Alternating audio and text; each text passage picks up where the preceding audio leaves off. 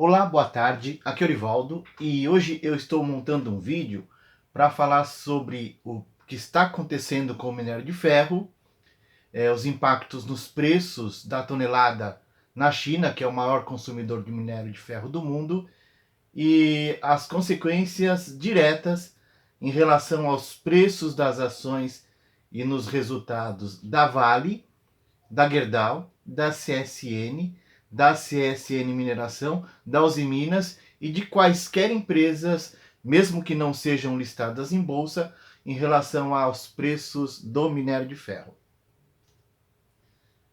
Esse gráfico, ele é o gráfico de um ano dos preços da tonelada de minério de ferro negociadas na China. Esses preços são em dólar. Então, por exemplo, em abril do ano passado, os preços se aproximaram de 155 dólares a tonelada de minério de ferro. Esses preços foram recuando, caíram bastante. Nós podemos ver essa grande descendência aqui de preços, né? Essa tendência de baixa muito forte, chegando por volta de 81 dólares a tonelada em novembro do ano passado. O governo chinês despejou dinheiro na economia para recuperar o setor de construção civil e essa injeção de dinheiro fez o minério de ferro subiu fortemente. Nós podemos ver aqui que ele parte de 81 dólares e chegou a 127, 128 dólares e hoje está sendo negociado a 126 dólares e 50 centavos a tonelada. Na visão de muitos analistas de commodities, o crescimento foi só uma marolinha. O boom do minério de ferro deve cair, mas o Brasil pode aproveitar, diz especialista. Mas isso, se a gente parar para pensar que grande parte do que a Vale produz ela exporta, então é lógico que a Vale será afetada. E a economia brasileira também. Com exportações valendo menos, você vai ter uma redução na balança comercial, uma redução no lucro da empresa e, consequentemente, na arrecadação de impostos por parte do governo. A economia chinesa não tem perspectivas de sequer estabelecer uma meta de crescimento. Relatórios de bancos ocidentais, como o do Goldman Sachs, apontam para uma tendência de queda na demanda por minério de ferro, porque o setor de construção da China está claramente passando por dificuldades.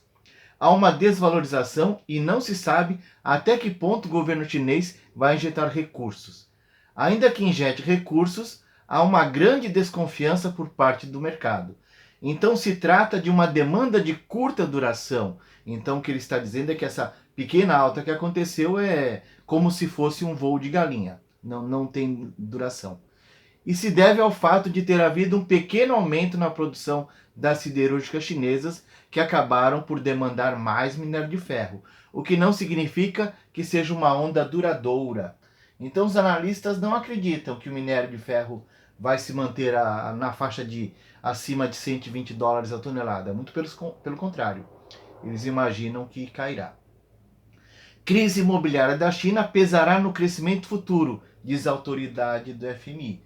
Não apenas no crescimento da China, mas impactará o crescimento mundial. Nós devemos nos lembrar que a China hoje é o grande consumidor de tudo no mundo. Então, se a China não vai bem, o mundo fica pior ainda. Reabertura do país provocará uma recuperação do crescimento em 2023, mas não se espera que isso seja sustentado nos próximos anos, disse Gou Rinchas. O problemático setor imobiliário da China continuará pesando sobre o crescimento e não será um motor de desenvolvimento até que haja alguma limpeza do mercado, disse o economista-chefe do Fundo Monetário Internacional nesta terça-feira. Isso foi falado agora, dia 31 de janeiro, né?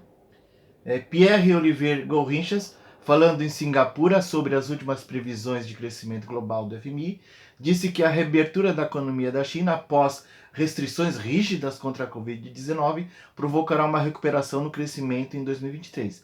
mas não se espera que isso seja sustentado em 2024 e nos próximos anos. Então ele está justificando essa alta que aconteceu agora, né? Em função dessa reabertura da China. Mas ele não acredita que isso se prolongue. O setor imobiliário é um setor muito importante, foi um dos componentes importantes do crescimento nos últimos anos e daqui para frente isso é algo que não será um motor de crescimento até que haja alguma limpeza nesse setor, disse essa pessoa do FMI, Gol Rinchas. Então o que acontece é o seguinte, a China é uma grande importadora de minério de ferro e as siderúrgicas chinesas, grande parte do que importa é utilizado para fazer vergalhões para a construção civil. Nós temos aí toda uma cadeia produtiva, desde da extração do minério de ferro, transporte até chegar na siderúrgica, ser transformado em aço derretido e, por fim, vergalhões, e os vergalhões sendo usados na construção civil. É lógico que o aço é usado em muito mais coisas, mas o principal destino do nosso minério de ferro para a China é para a construção civil. As empresas do setor, as mineradoras, as siderúrgicas, aqui na nossa Bolsa de Valores, representam 21% do Ibovespa. Isso significa que se o minério de ferro cair na China, essas empresas cairão e o impacto será sobre 21% do que representa o índice da nossa bolsa. Então isso pode fazer a nossa bolsa encolher um pouco em termos de valorização. Aqui eu tenho um gráfico em que cada candle representa apenas um dia de negociação na Bolsa de Valores. Então nós podemos ver aqui a partir de outubro, novembro do ano passado, os preços subindo na mesma proporção em que subiu a tonelada do minério de ferro na China. Mas assim que o preço estabilizou e até começou a cair, os preços das ações da Vale, que haviam chegado a R$ 97 a ação, já estão sendo negociadas hoje a R$ 84,40, né? Mas o que nós podemos fazer com isso? Vamos supor que você acredita que realmente o minério de ferro não se sustentará nos preços atuais e que os preços caiam, né? Isso é uma possibilidade. O futuro é incerto, ninguém sabe. O que você pode fazer, né? Se você acredita, você, por tudo que estuda e pesquisa, entende que é possível que os preços caiam na China, você pode operar vendido em ações. Para isto, você tem que alugar ações para vendê-las e quando os preços caem, quanto mais caem, mais você ganha dinheiro. Porque aí você recompra e entrega para o comprador por um preço menor do que você havia vendido. Então a diferença entre o preço de venda e de compra te gera um ganho. Mas você também pode operar opções. Só lembrando que opções é algo bastante arriscado. Então existem opções de compra, que nós chamamos call, e opções de venda put. Por exemplo, hoje a ação da Vale está custando R$ 84,40.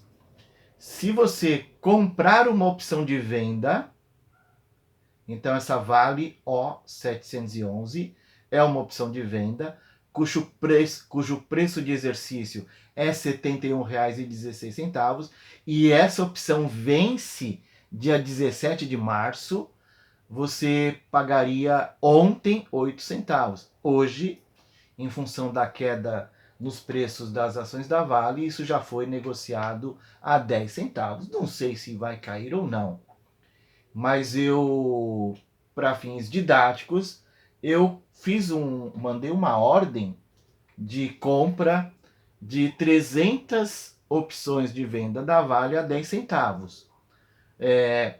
Caso os preços não caiam como eu imagino, não tem problema, vou perder R$ 30. Isso é apenas um exemplo que eu estou montando, mas eu quis montar um exemplo com uma operação real. Então eu mandei a ordem e essa ordem ela aconteceu. Daqui a pouco eu mostro para vocês, né? Então, essa opção que tem preço de exercício de R$ 71,16, ela teve esse comportamento, começou a ser negociada agora dia 16, 17 de fevereiro. Iniciou negociando a 20 centavos, houve uma queda, depois uma alta bastante forte, chegou a ser negociada a 37 centavos e com o passar dos dias, a cada dia que passa vale menos, porque tem vencimento. Com o passar dos dias, ela caiu, chegou a 8 centavos ontem e hoje a 10 centavos. Essa opção, se o preço da ação da Vale subir, essa opção, o preço dela cai, pode chegar a zero. Ou seja, se a Vale subir, eu vou perder esses R$ 30 nas 300 opções. Mas caso o preço da ação da Vale caia, com certeza valerá bem mais do que os 10 centavos. Aqui está o momento, a ordem que eu coloquei. Essa ordem de compra de 300 é minha. Eu estou oferecendo 10 centavos e isso foi realizado. Está aqui um demonstrativo de que a operação aconteceu, né? Então, hoje à tarde foi executada a minha compra de 300 opções. Como eu disse, isso é só um exemplo. O valor que eu coloquei aí é irrelevante, então apenas para fins didáticos. Em contrapartida, caso os preços realmente caiam e cheguem, se aproximem, hoje está em 84, se aproxime de R$ 71,16, que é o preço, essa opção que eu paguei 10 centavos se aproxima e até ultrapassa R$ 1. Então é literalmente uma aposta, é uma escolha com seus riscos. A gente sempre fala que ninguém deve operar opções sem estudar muito isso, tá? Os riscos são muito grandes. Então, nesse caso, se as ações da Vale subirem, eu vou perder os R$ 30. Isso não tem o que fazer, né? Se as ações da Vale caírem, com certeza eu vou ganhar alguma coisa nessas 300 opções. Ok, pessoal? Era isso que eu queria mostrar para vocês. Não é uma recomendação para vocês comprarem opções, mas apenas para vocês saberem que existe e o como funciona. Então, na opção de venda, você torce para que os preços das ações caiam. Aí você ganha dinheiro. Na opção de compra, você torce para que os preços subam. Aí você ganha dinheiro. Ok, pessoal? Por hoje era isso e abraços!